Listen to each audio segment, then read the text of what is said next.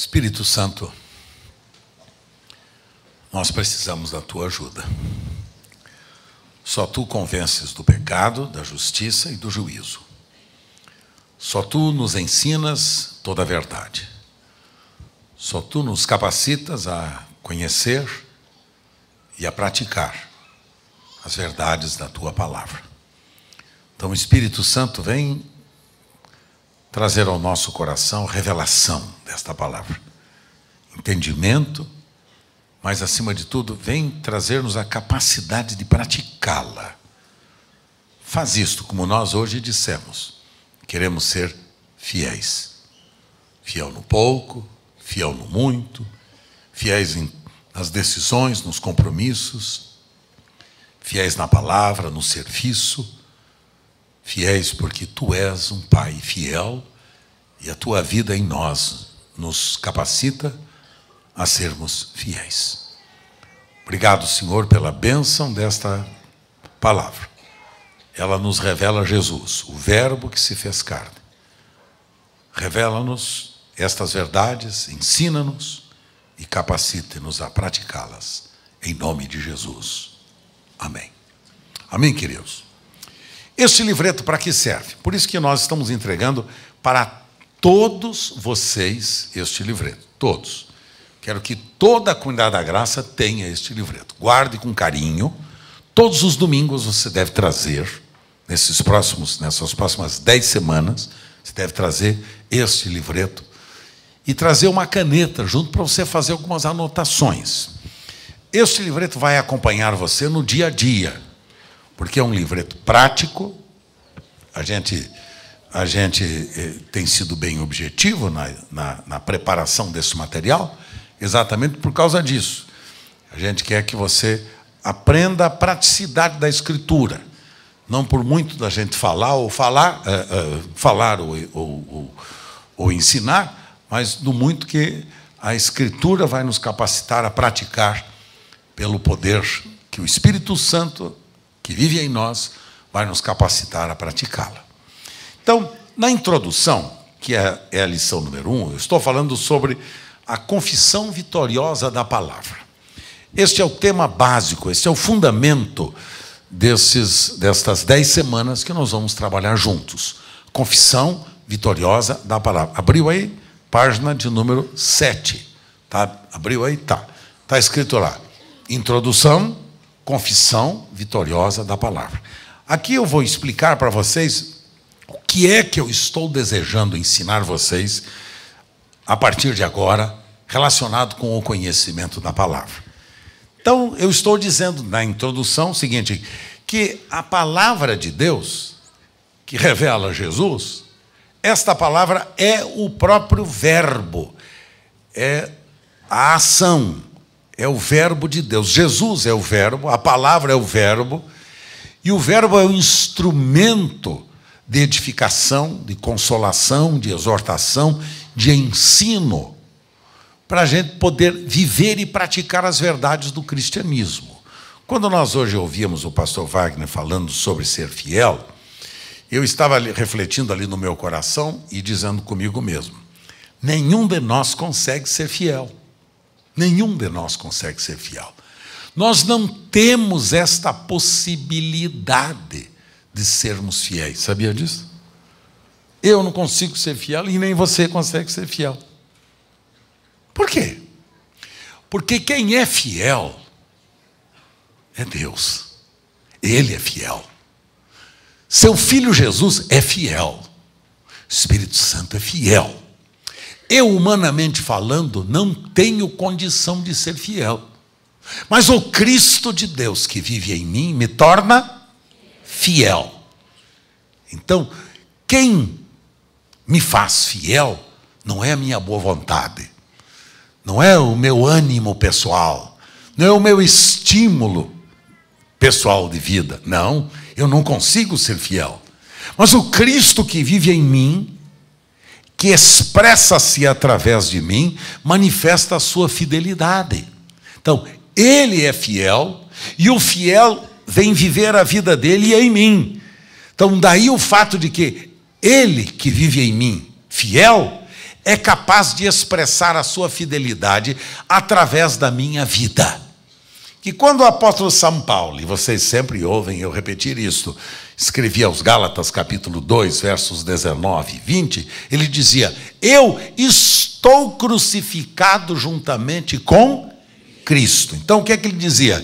Que eu infiel, corrupto, eu estou crucificado com Cristo. Morri.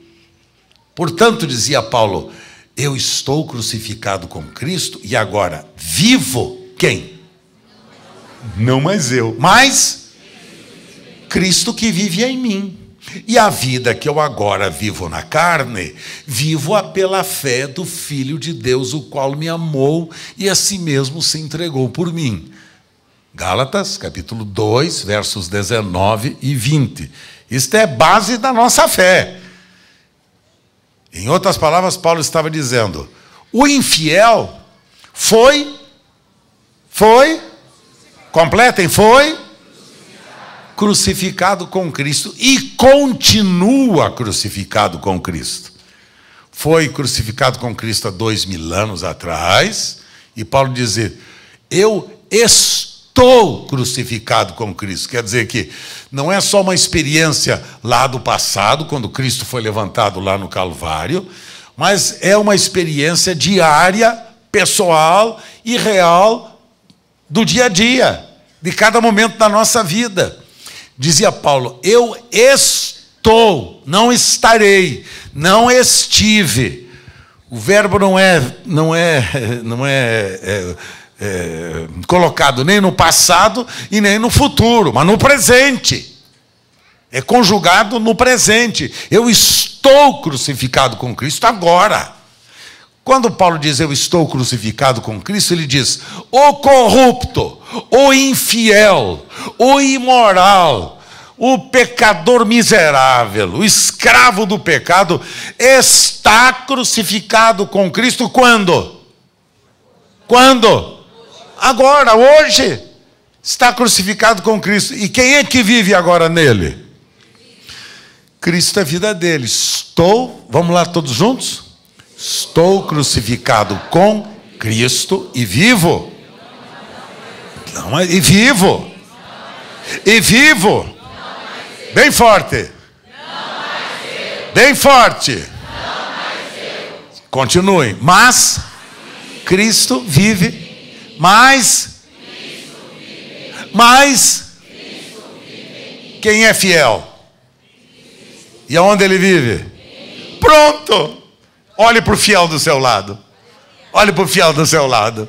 Dá uma olhada que fielzaço que você tem. Olha que fiel aí do seu lado. E aí o apóstolo São Paulo diz que ele não é só fiel, ele é santo e justo. Quando Paulo escreve as suas cartas aos Coríntios, aos Romanos, e na leitura deste livro, do Driscoll, vocês vão ver o seguinte, ele faz uma análise exatamente sobre o livro de Efésios, carta que o apóstolo São Paulo escreveu às igrejas de Éfeso, lá na Turquia. Então,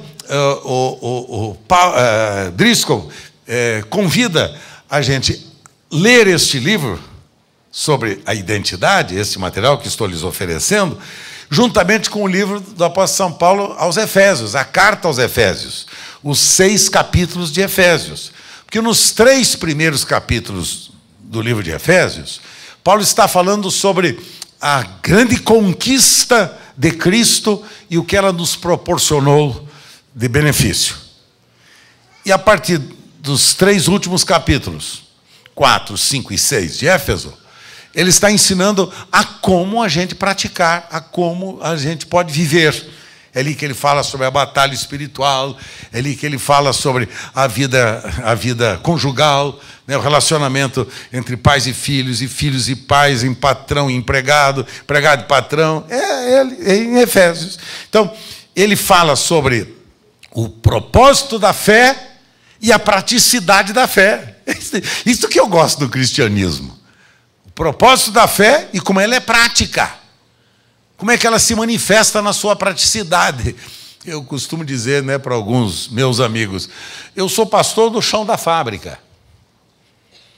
Sou pastor do chão da fábrica. Eu gosto de trabalhar na fábrica. Gosto de limpar peça das máquinas.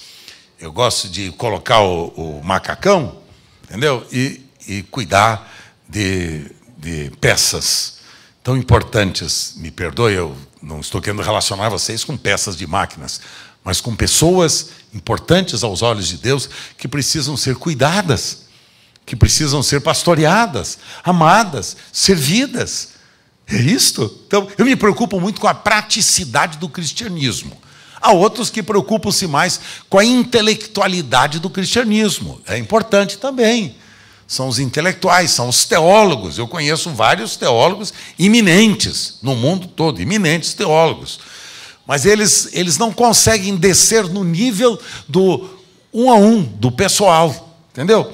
Então, precisamos dos dois. Dos intelectuais da fé, dos teólogos, que nos ajudam a descobrir as teorias, os conceitos importantes do cristianismo, mas nós precisamos do caba que fica de macacão no piso da fábrica, cheio de óleo, cheio de graxa, né, e com a mão suja, para cuidar de pessoas. Esta é a minha vocação.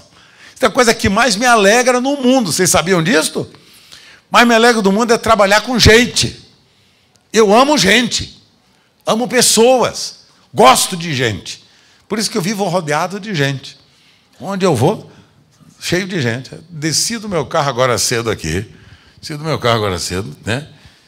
Mas eu fui assaltado por um grupo de umas 20 pessoas que eu mais amo nesta vida. O rebanho de Deus. 20 senhoras, bonitinhas, como diz o Wagner, cheirosinhas, velhinhas, entendeu, Wagner? Assim, jeitosinhas, e velhinhas não, amadurecidazinhas. Vieram me abraçar, com quem eu tenho um relacionamento com elas, algumas até de 30, 40 anos. Ai, meu pastor, que bom que o senhor está aqui hoje. Ai, meu pastor, ai, que maravilha. E aí eu abraço, e cheiro, e beijo, e puxo o cabelo. Por isso que o Wagner faz igualzinho. Desse jeitão também. Então, eu gosto de gente. Você gosta de gente? Eu gosto. Quando eu não posso, né, me manifestar direito, eu dou uns solavancos, né, nas pessoas. Quando eu entrei aqui, tinha um grandão, que faz tempo que eu não vejo ele. Ele estava aqui cantando. Quando eu vi, já dei um solavanco nele. Tinha pau. Entendeu? Nas ilhargas dele. Para ele acordar para a vida. Para ele saber que eu quero bem ele, que ele é importante para mim, que eu estou vendo ele, que eu vi, que eu encontrei com ele. Por isso, o cristianismo é uma coisa pessoal. Entendeu? Então, meus queridos, quem é o fiel? Cristo. Onde Cristo vive? Quem é fiel? Pronto. Então, esse livro fala sobre quem nós somos em Cristo, santos. Por exemplo, a Igreja Católica está fazendo agora um esforço para beatificar o João Paulo II, 2 ou 3 papas por aí, né, cara? Está uma luta danada nos caras para, João XXIII e tudo mais, né? Para beatificar. Deixa eu só dizer uma coisa, dar uma notícia boa para vocês. Vocês já foram beatificados em Cristo. Vocês já são santos em Cristo. Dá uma olhada no santo do seu lado. Ai, pastor, não está com muita cara de santo, não. Não, fica tranquilo. Santo não tem cara. Santo tem estilo de vida. Santo tem caráter. Santo tem coração. Santo tem vida de Cristo. Seja ele carrancudo, seja ele vesgo, seja quem for, Cristo vive em você. Cristo é a sua vida. Bendito seja o nome de Jesus. Vamos glorificar. Vamos glorificar. Cristo, sua vida.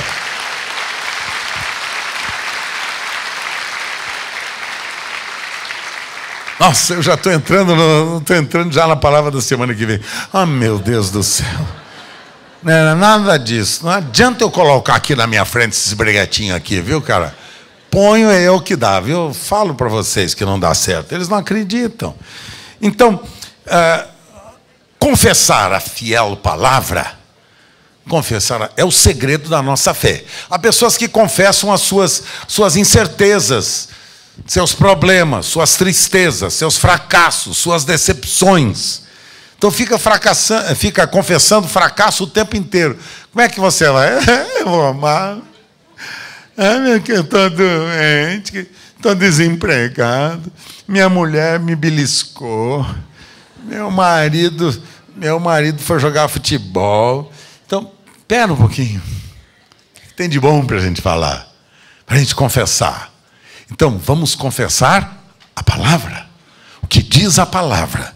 Porque se a gente for colocar a base da nossa fé nos nossos aparentes fracassos, nós já estamos derrotados já de saída. Entendeu? Então, vamos colocar a nossa confiança, a nossa fé na palavra. Então, eu preciso começar com vocês ensinando o seguinte. Evangelho de Mateus, capítulo 4. Abra comigo lá, Evangelho de Mateus, capítulo 4. Evangelho de Mateus, capítulo 4. Olha lá o que Jesus nos ensinou. Olha o que Jesus nos ensinou. E aí é a base da nossa confissão vitoriosa da palavra. Olha lá. 4. Abriu? Ligou como é o seu computador aí?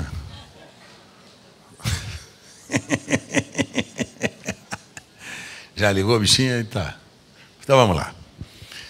Mateus capítulo 4. A seguir foi Jesus levado pelo Espírito Santo ao deserto para ser tentado pelo diabo. Depois de jejuar 40 dias e 40 noites, o que aconteceu com Jesus? Teve fome. Então, quem mesmo?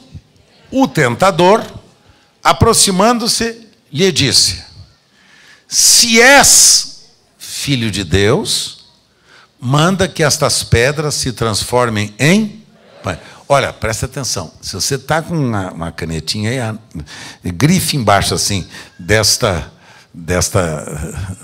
pergunta, desta declaração que o diabo faz a Jesus. Se és, esta dúvida que ele tenta levantar a respeito da identidade de Jesus. Se tu és filho de Deus, manda que estas pedras se transformem em pães. O diabo, deixa eu dizer uma coisa para vocês, não mudou ainda de estratégia. E sabe o que é que ele faz? A técnica dele é lançar dúvida na nossa identidade. Dúvida na nossa identidade. Dúvida se você é realmente filho de Deus. Você, com estes pecados que você cometeu na sua vida, você acha que Deus vai amar você, vai perdoar você, vai fazer de você filho dele? Não vai nada. Com estas dificuldades que você teve na sua vida, você acha que você vai ser um santo? Nunca você vai ser santo na vida. Nunca você vai ser justo nesta vida. Nunca você vai ser correto nesta existência. Nunca, nunca. Então, levando dúvida ao meu e ao seu coração, se tu és filho de Deus. Se tu és filho de Deus. Lançando dúvida no coração de Jesus. Como é que Jesus responde? Jesus dá uma resposta para ele. Eu vou te mostrar que eu sou filho, sim. Ele faz isto? Como é que ele faz? Jesus, porém, respondeu dizendo: está. Como é que ele respondeu? Com a palavra de Deus. Do que Deus disse. Ele vai responder para o diabo o que Deus disse, não o que ele pensa. Ele vai responder para o diabo o que Deus disse, não o que ele sente. Eu não sinto que eu sou, eu não sinto que eu tenha, eu não sinto que eu consegui. Não. Ele não responde ao diabo na base das suas percepções emocionais.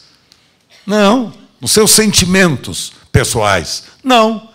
Ele responde ao diabo na base da autoridade da palavra. Ei, Satanás, deixa eu dizer uma coisa para você. Está escrito. O que é que está escrito? Nem só de pão viverá o homem, mas de toda a palavra que sai da boca de Deus. E o verso 5, o que é que diz? Então o diabo levou a cidade santa, colocou sobre o pináculo do templo, lá em Jerusalém, e lhe disse novamente o quê? Olha a dúvida. Se és filho de Deus, atira-te abaixo. Agora veja o diabo, ele conhece a Escritura. O que é que o diabo cita agora? A palavra de Deus. O diabo diz, porque está escrito. Você pensa que o diabo é bobinho? Que nem eu e você? Não, ele conhece a Escritura mais do que eu e você. O apóstolo diz o seguinte, que o diabo crê e estremece. Por quê? Porque ele sabe do que está escrito. Ele sabe que ele já está condenado. Ele já sabe que foi vencido. Ele sabe que está derrotado. Então ele crê e estremece. É coisa que muitos de nós, como seres humanos, como pessoas, como cristãos, não somos capazes de fazer, de crer e de declarar. Então veja, o diabo usa a palavra de Deus. Olha, Jesus, se realmente você é o Filho de Deus, então olha, atira-te aqui de cima do pináculo do templo, lá para baixo, porque está escrito. Olha o diabo citando a palavra de Deus. Tá?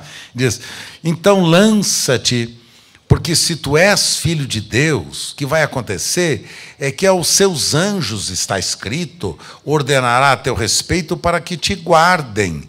Eles te susterão nas suas mãos para não tropeçares em alguma pedra. Notou? O diabo faz a citação da Escritura Sagrada, da palavra de Deus, que ele conhecia. A promessa de Deus em relação a Jesus, a Cristo, né, a guardá-lo, a preservá-lo como filho amado de Deus, que ele é. Aí veja só no verso 7. Respondeu Jesus para ele o quê? Caba, deixa eu te dizer uma coisa. Também está escrito. Então Jesus retruca com a palavra de Deus. Está escrito. Não tentarás o Senhor teu Deus. Agora vocês acham que o diabo desistiu? Uma vez tentou, segunda vez tentou, colocando dúvida no coração de Jesus, e vai tentar na terceira. Você acha que o diabo desiste de nós facilmente? Nós desistimos dele com facilidade. Ele não desiste de nós. Ele é como o leão rugindo, buscando a quem possa tragar.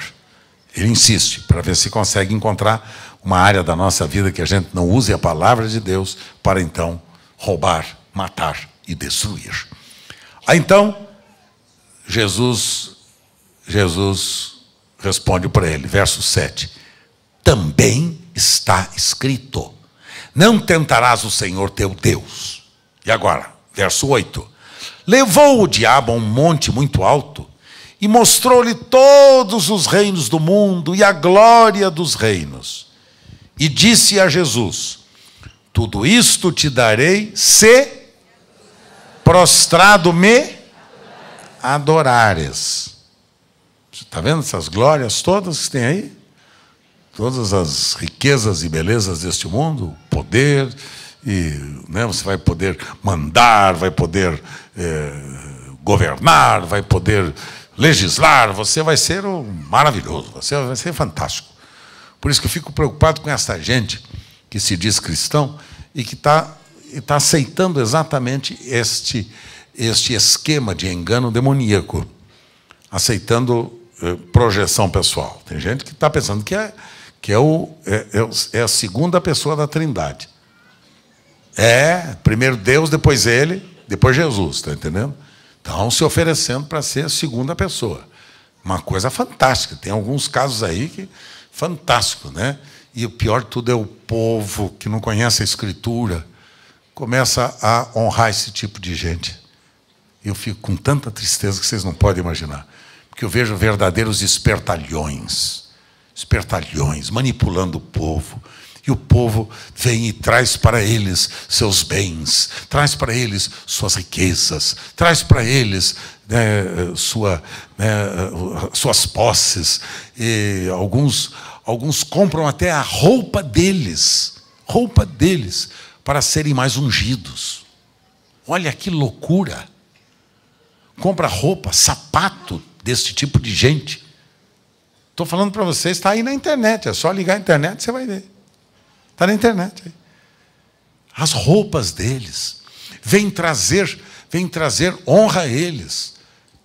Quando eles ficam assim no púlpito em pé, as pessoas fazem fila para botar a mão no sapato, para serem ungidas.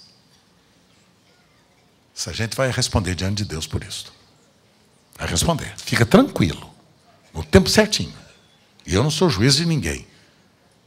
Sim, eu não fui chamado para ser juiz de ninguém. Mas eu fui chamado para não ser tolo com ninguém. E conhecer as Escrituras para não entrar nesse tipo de besteira. Coisa louca. Vende a sua própria roupa, prometendo para as pessoas que elas vão ter unção espiritual se comprarem aquelas roupas deles. Vocês acham que eu estou exagerando? É só olhar na internet. Quantos já viram isso na internet? Levante a mão. Ah, bom, graças a Deus que vocês são pessoas esclarecidas. Viu? Deus te abençoe. Que bom. Que tristeza. O diabo promete o mesmo a Jesus: tudo isso te darei, se prostrado me adorares. O que é que Jesus responde? Então Jesus lhe ordenou: retira-se, Satanás. Por quê? Porque está escrito: ao Senhor teu Deus adorarás, só ao Senhor teu Deus darás culto. E então o diabo o deixou, e eis que vieram os anjos e o serviram. Como é que Jesus responde? Pelo poder da palavra. Como é que Jesus responde? Pelo poder da palavra. É a palavra, é a confissão da palavra de Deus. Abra comigo Hebreus capítulo 10, lá no Novo Testamento ainda, Hebreus capítulo 10, lá no verso de número 23 do capítulo 10, veja o que o escritor sagrado nos ensina. Falando a respeito do privilégio de nós cristãos termos acesso à presença de Deus, de podermos nos apresentar diante de Deus sem barreira nenhuma, como santos de Deus que formos feitos. No verso 23, o escritor aos Hebreus diz assim: aproximemo-nos com sincero coração, em plena certeza de fé, tendo o coração purificado do quê? Da má consciência, e lavado o corpo com água pura. E agora, todos juntos, o verso 23. Guardemos firme a confissão da esperança. Pois quem fez a promessa? Quem fez a promessa? Quem é fiel aqui? Deus que fez a promessa. Agora, como é que diz a Escritura? Guardemos firme a confissão da... Guarde firme a confissão da esperança sem vacilar. Hebreus 10, 23, 22 e 23, particularmente o 23 que eu estou lendo. Guarde firme a confissão da esperança. Quer dizer, o que é que nos traz esperança? As promessas de Deus. É aquilo que Jesus fez diante do diabo. Não, Senhor. Nem só de pão viverá o homem. Só o Senhor teu Deus adorarás. Jesus lança na cara do diabo exatamente a palavra de Deus e faz a confissão da esperança. E esta confissão da esperança é o instrumento que dá a capacidade de Jesus enfrentar as mentiras e os enganos das trevas do diabo, e depois o diabo o deixa. O diabo o abandona, porque o diabo não consegue resistir a alguém que conhece a palavra de Deus. No mesmo livro de Hebreus, capítulo 4, veja aqui agora o verso número 14. Verso 14 do capítulo 4 de Hebreus.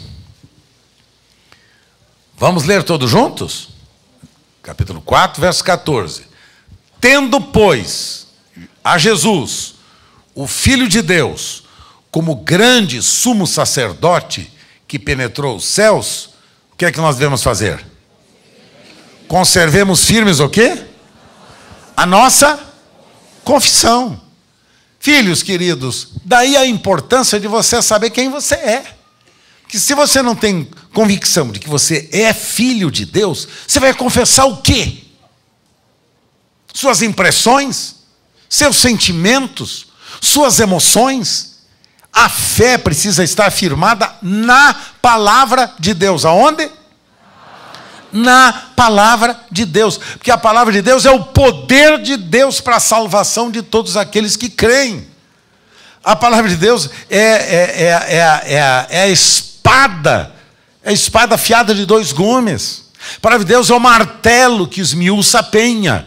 É a palavra de Deus. Por isso, quando você não conhece a palavra, você facilmente é enganado pelo diabo, pessoal. Quando você não conhece a Escritura, o diabo te engana você. Como ele tentou fazer com Jesus. Se tu és filho de Deus, faça isso. Se tu és filho de Deus, faça aquilo. E Jesus disse: ei, rapaz, está escrito a respeito da minha identidade, quem eu sou, o que eu posso e o que eu devo fazer. Está escrito, eu sei quem eu sou. Se você não tem convicção de que você é nascido de Deus, que você é filho de Deus, que você foi regenerado e transformado, o diabo engana você. Que você fica colocando a sua fé nas emoções. Por isso que quando você pergunta para as pessoas, como é que você vai? Elas ficam dizendo, mais ou menos. Hoje eu não vou bem, não. Está tudo ruim na minha vida. Sabe por quê? Porque você está fundamentando a sua fé na sua emoção, nos seus sentimentos, na sua maneira de ver a vida cristã. E quando você firma a sua fé na palavra de Deus, você faz o que Deus declara que você deve fazer. Fé, disse o escritor aos Hebreus, fé é a certeza das coisas que se esperam. Quer ler comigo? Hebreus capítulo 11, olha lá, capítulo 11, versos 1 a 3. Veja o que é fé. Fé é a certeza. Fé é a certeza, convicção. É isto, fé não é a dúvida, não é a impressão, não é o sentimento de que talvez seja ou não. Fé é certeza do quê? Das coisas que se esperam, a convicção dos fatos que não se veem. Só o verso primeiro, tá bom. Fé é certeza das coisas que eu estou esperando. Tenho certeza de que aquilo que eu espero, fundamentado na declaração e na promessa de Deus, é aquilo que eu vou ter. Por isso eu vou confessar o quê? A palavra de Deus. Confessar o quê? A palavra de Deus. Nós somos o que Deus diz que nós somos. Deus diz que nós somos novas criaturas. Deus diz que nós somos santos. Deus diz que nós somos justos. Deus diz que nós somos mais do que vencedores. Deus diz que nós somos herdeiros de Deus e co-herdeiros com Cristo. Deus diz que nós somos abençoados com toda a sorte de bênçãos espirituais nos lugares celestiais. Algumas das coisas que Deus diz que nós somos, que nós temos. Por isso, o que Deus espera de mim e de você é a confissão destas verdades. Você que é engenheiro, quando as pessoas perguntam para você, qual é a sua profissão? O que é que você responde? Eu sou engenheiro. Por que você é engenheiro? Porque eu me formei em engenharia, trabalho no escritório de engenharia, eu faço projetos de construção, projetos, né, enfim, projetos. Esta é a minha função. Mas você, por acaso, consegue fazer alguma coisa sobre medicina? Não. Eu não sou médico, eu sou engenheiro. De engenharia, eu entendo. Minha vocação é esta. Minha convicção é esta. Minha experiência é esta. Sou engenheiro. Agora, na vida cristã é exatamente a mesma coisa. Quem é você? Sou cristão. E como cristão eu estou edificado na palavra. Eu estou preparado e formado na palavra. Eu estou alicerçado na palavra. A minha experiência é com a palavra.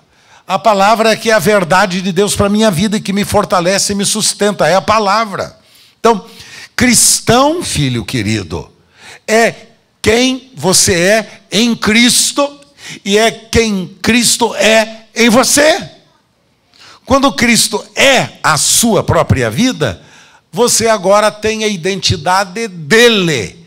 Por isso que você repete o que ele declara, o que ele fala e o que ele é. Isso é cristianismo. Não tem que fazer força. Não é legalismo. É a vida de Cristo vivendo em mim e em você.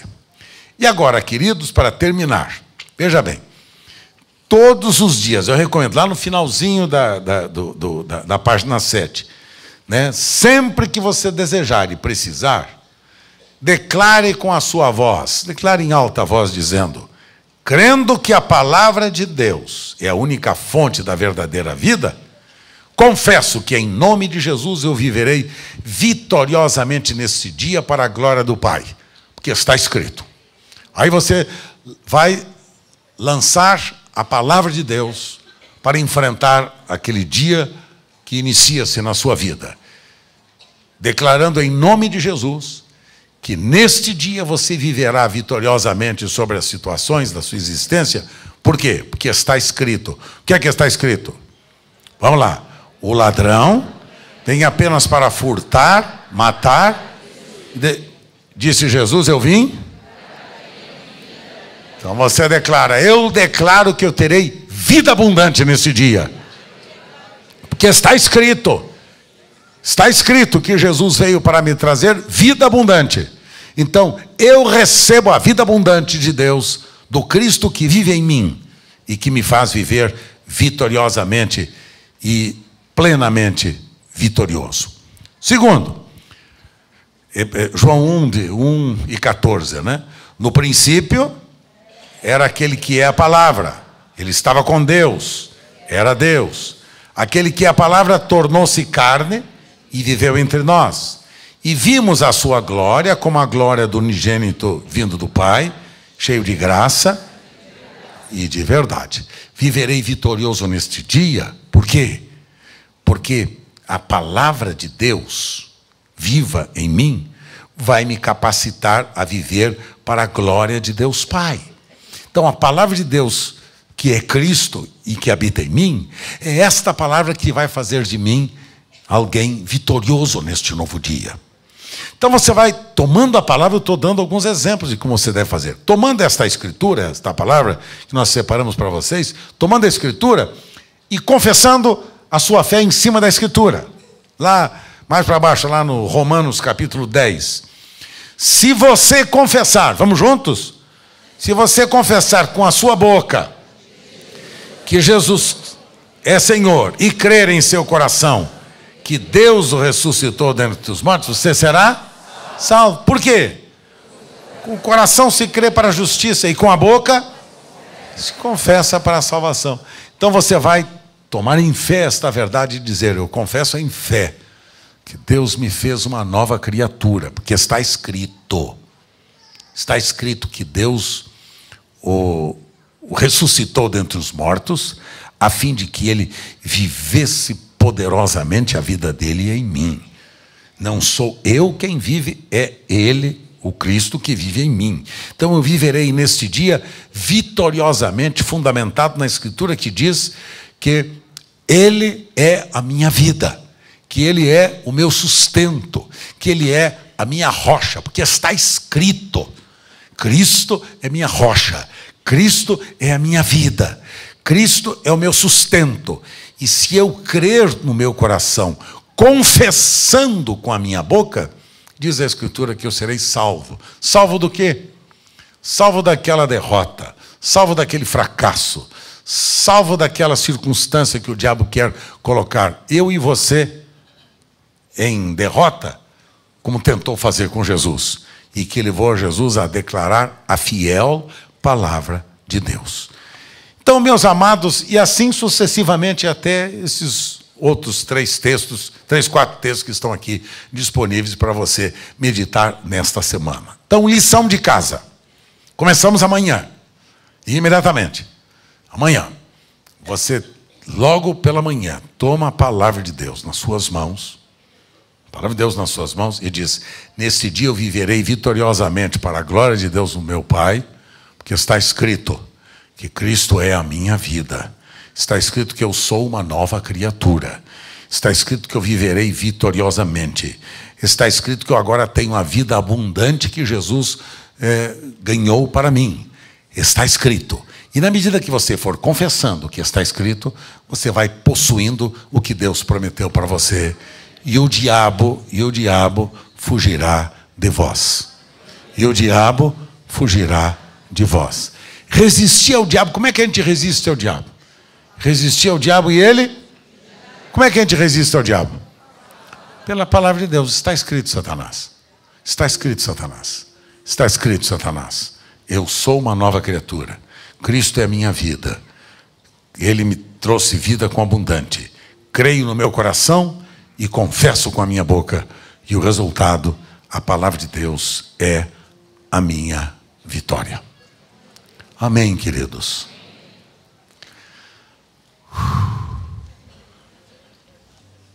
Esse é o começo. Esse é o primeiro passo. Hoje falei sobre confissão, a importância da nossa confissão. E na semana que vem, quando nós estaremos celebrando um dia tão especial, que é o Dia das Mães, e a nossa pastora Sueli vai ministrar a palavra entre nós, eu vou reservar um tempo com vocês, de 10 ou 15 minutos, para eu destacar o segundo aspecto da nossa fé. Cristo morreu e eu morri. Eu estou crucificado com Cristo. Vou falar isto e ensinar vocês a confessarem esta verdade. E eu sei que vocês não serão mais os mesmos. Vocês não serão mais os mesmos. Não esqueça de procurar o livro. Quem você pensa que você é? Curados pela Palavra. 2 livros importantes para a sua edificação. 2 livros que vão abençoá-lo muito. Vamos ficar em pé.